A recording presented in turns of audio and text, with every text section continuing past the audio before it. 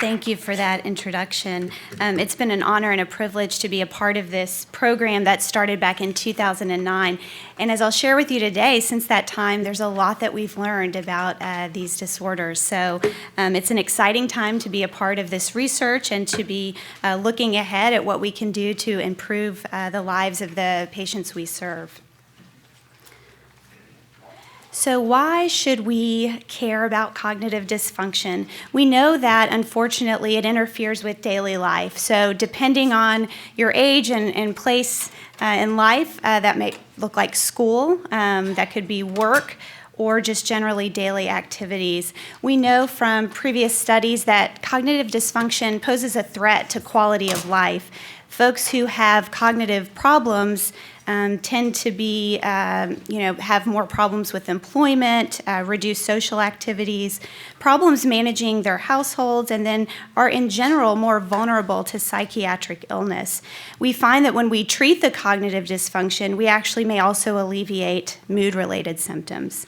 So we consider this a very important area that we should be attending closely to.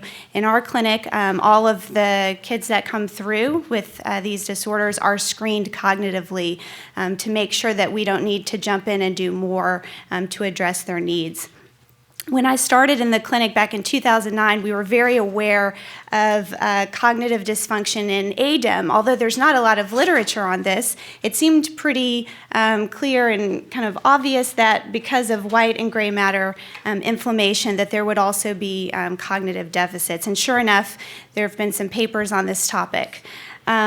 At that time, papers were starting to emerge on NMO and cognitive dysfunction. So this is relatively new information that individuals with NMO may also experience cognitive problems in a variety of areas. More recently, they've actually linked this very clearly to brain-based pathology, so noticing changes in white matter, reduced white matter volume. So this is important and big information from my perspective. Then, as Dr. Greenberg mentioned, we published the first paper describing a cohort of pediatric patients with transverse myelitis. We found that a significant portion of those individuals were actually struggling with cognition. The question we have yet to answer is what's happening in the brain. So this will be the subject of future study among our group.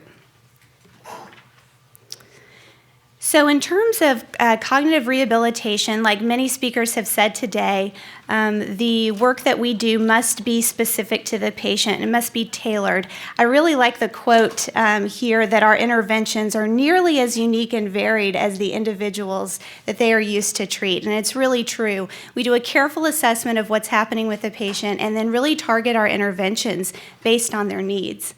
That also makes this a very hard area to study, right? Because it's not a one-size-fits-all protocol that we can apply. Our rehabilitation strategies are goal-oriented. We want to measure as we go along to make sure they're responding to our interventions. And also, these are composed of a variety of treatments that are provided by lots of different professionals.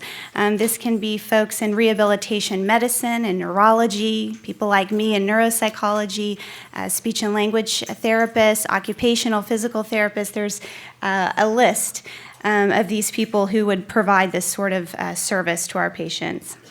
And then ideally, we're enlisting the support of family and caregivers as we move through the process.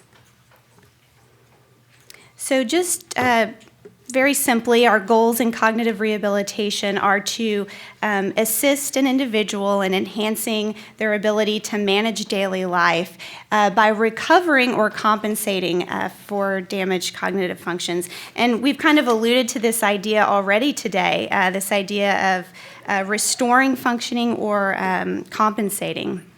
And so there are a couple of approaches that we take, and it's important to know which one of these we're focused on. Hopefully there's a combination of these going on, but for a restorative approach, it's just what it sounds like. We're hoping to reinforce and strengthen, restore functions. A lot of times this comes in the format of a computer-based training or paper pencil exercises where we're drilling a certain skill like attention or memory, and I'll share an example of that with you today. Compensatory approaches, on the other hand, are targeted at helping the person work around the deficit to adapt to the impairment to get through daily life. And as we talk about these things, it's important to consider neurodevelopment, what's going on in the brain as we apply these rehabilitation techniques. We've talked about this a little bit already today. One point I want to make is that, in the past we thought that neurodevelopment kind of stopped after adolescence, in early adulthood. And what we realize is that's not the case at all, that neurodevelopment is a dynamic process that continues throughout the lifespan. This is very good news. What allows that to happen is brain plasticity. So the brain is able to modify and adapt in response to experience. And I'm going to show you an example of that today from our research. The other idea I wanted to mention is this idea of reserve. And this could be conceptualized as the brain or the mind's resistance to damage. It's broken down in a couple of categories. We can think of brain reserve as the hardware, so the integrity of brain tissue, brain volume. Cognitive reserve is things like intelligence and education. So when we think of an individual who's sustained numerous concussions, they might have a lower cognitive reserve as compared to someone who hasn't. This is why we worry about our athletes, and if you caught on the news earlier today, I believe it's Brett Favre that's complaining of memory issues at this point. So someone who's had so many hits over time is going to be more vulnerable to some of those just normal age-related cognitive changes that occur over time.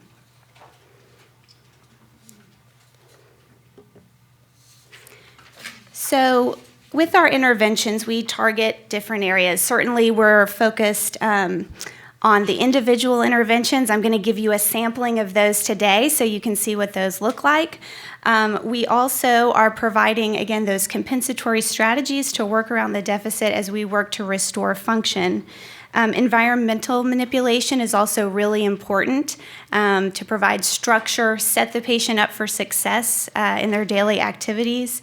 And we also, again, want to involve the families. We want families to understand what the goals of treatment are so that they can reinforce the strategies that we're using at home. So what do we know about cognitive rehabilitation for rare neuroimmune diseases?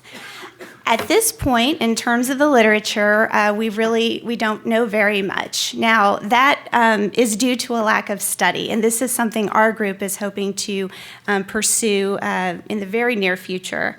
So the thing is, we've only relatively recently discovered cognitive dysfunction in some of these groups, in NMO and TM. So it's time to turn the corner and really start to look at what will help folks who are struggling with cognitive issues. Limited evidence by no means means that cognitive rehabilitation doesn't work. We just need more research to show this, to prove this.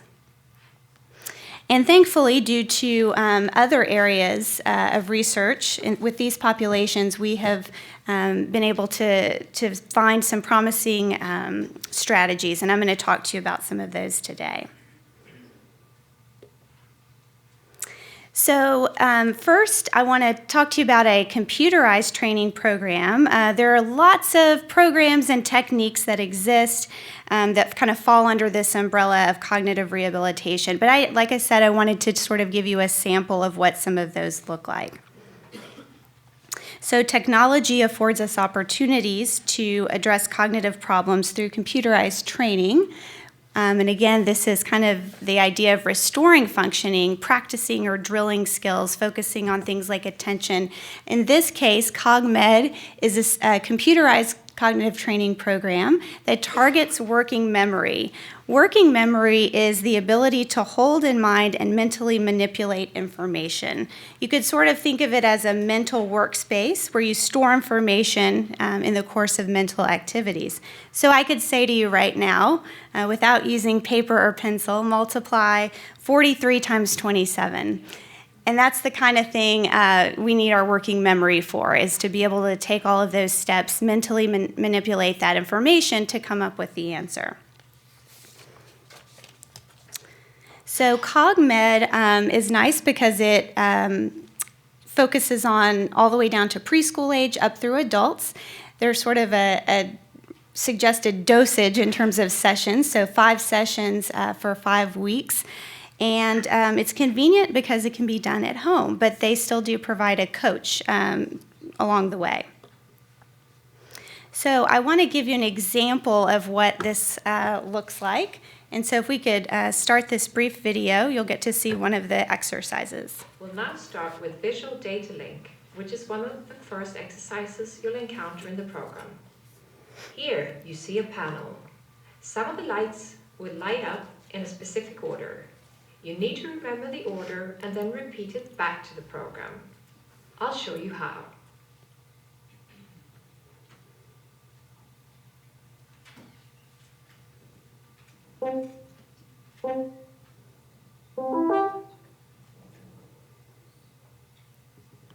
Looks like we have a little delay with sound. So that's the type of exercise. You're having to hold that information in your mind and produce the response. Over time, this gets more difficult during the task. And we have one more demonstration here. This time we'll have a look at the asteroids. We'll start the exercise by clicking on it.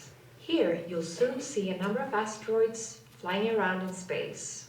Some of the asteroids will light up in a specific order. You need to remember the order and repeat it back. I'll show you.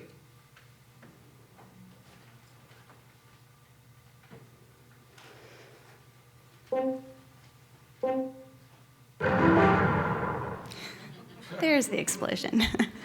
So this is made to be a little bit like a video game, to be engaging with children. And again, there are lots of different modules that they have. They do get increasingly more difficult across the session.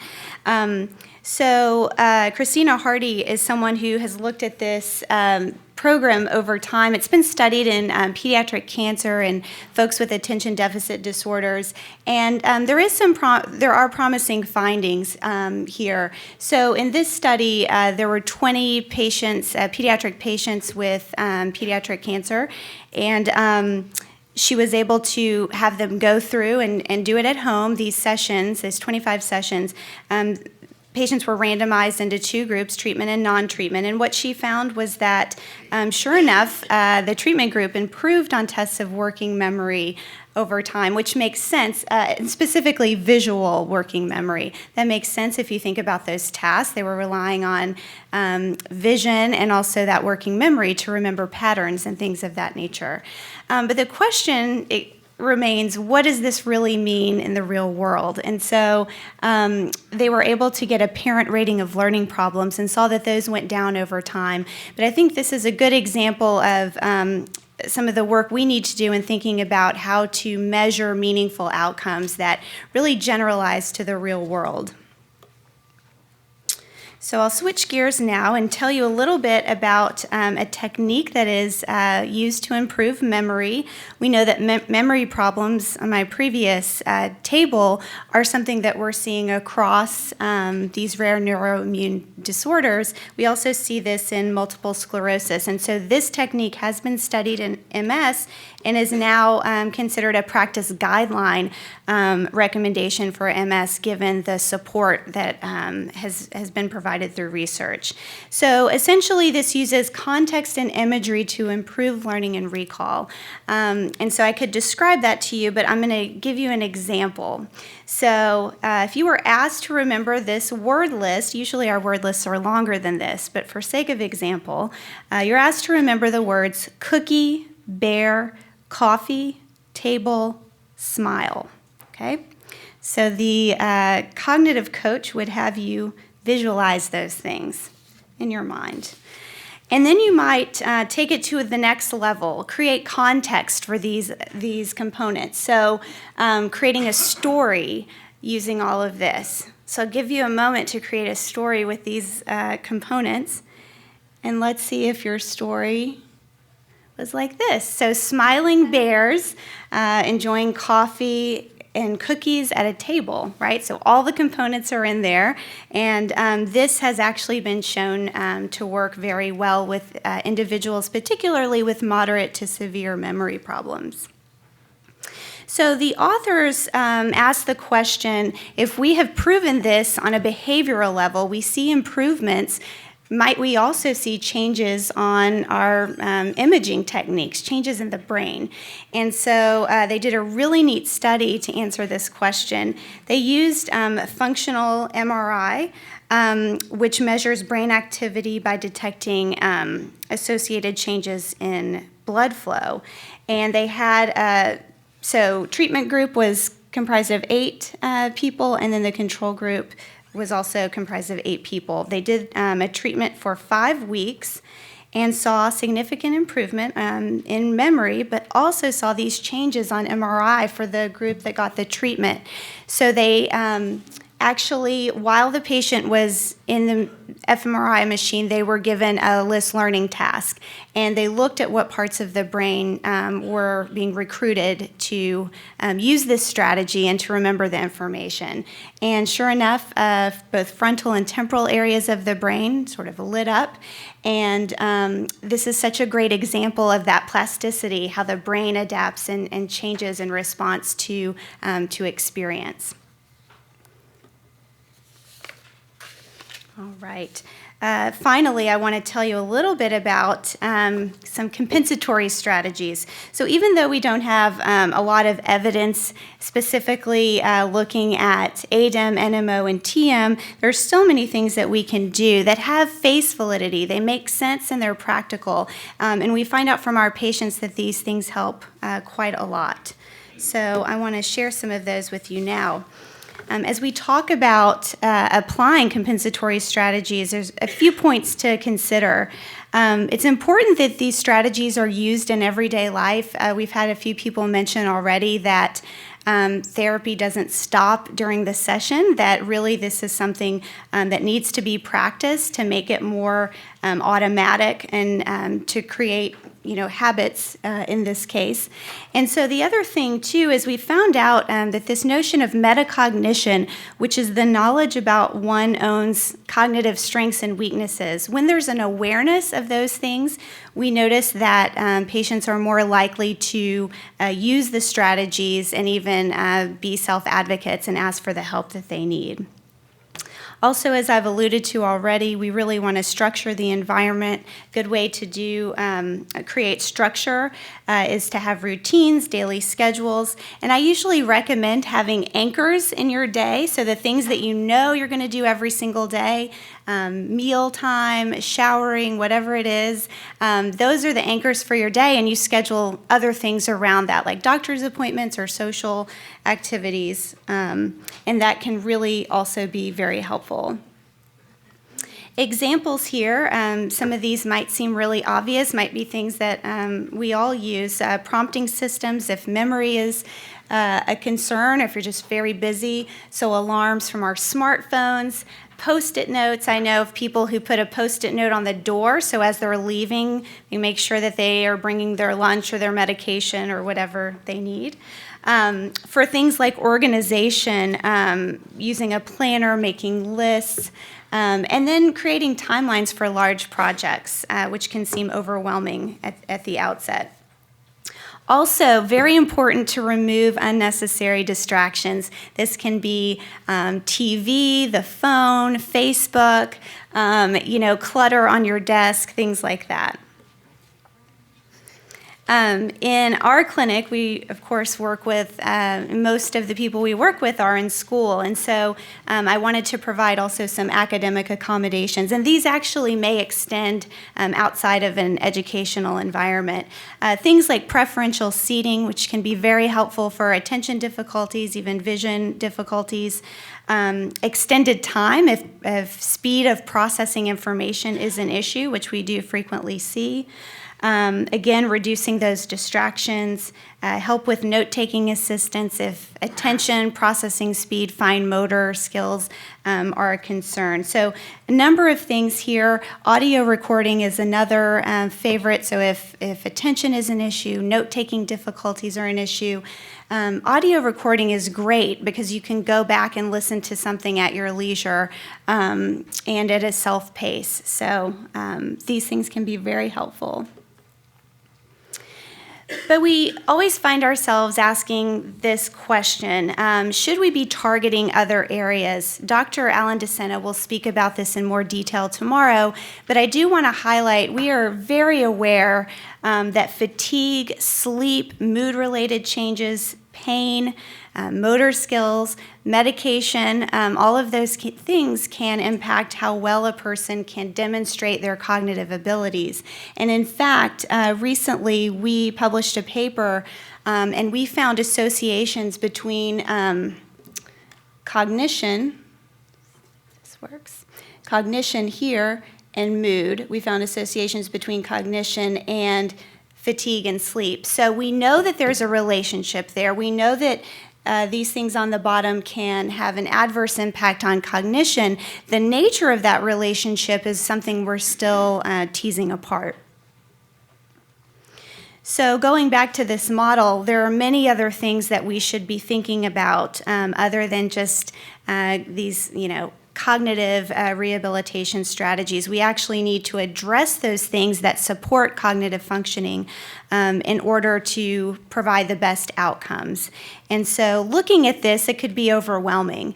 As a neuropsychologist, I might suggest that sleep would be a really important thing to prioritize. And I do recommend prioritizing these things. It would be difficult to tackle them all at once. So I might say, let's make sure sleep is the way it needs to be so that you're alert and you can focus the next day. But someone might say back to me, well, I have trouble sleeping because of pain. And so then we'd need to take a step back and look at pain before we could address sleep. So the list of priorities will be different based on the individual, but these are certainly things that we would recommend addressing. And in terms of future directions, we need to study cognitive rehabilitation in these groups. And with that, we need to identify meaningful outcome variables, finding out what's important, what can we measure that translates into the real world. And so those are some challenges that we will have as we design these studies. Again, it's going to be crucial that we're accounting for these variables like fatigue, sleep, mood, pain. Also that we're looking at disease course. So is cognitive rehabilitation more helpful in the beginning or later on? Does that make a difference? So we'd want to look at that as well. And then finally, something we all have already been talking about today is how do we acquire a sufficient sample size? And, we need to work together and already are for these multi-site studies, which is very exciting. We also should consider studies that incorporate telehealth technology, so Skype and phone. So there are studies like that going on in other populations, and I think that would actually be very beneficial for our purposes. And so in closing, I'd like to thank Children's Medical Center, the Transverse Myelitis Association, who each facilitate our ability to work with these groups, and to the team that I work with. Our clinic is led by Dr. Greenberg and Dr. Graves, and it has been a privilege to participate in our work thus far. So thank you for your attention.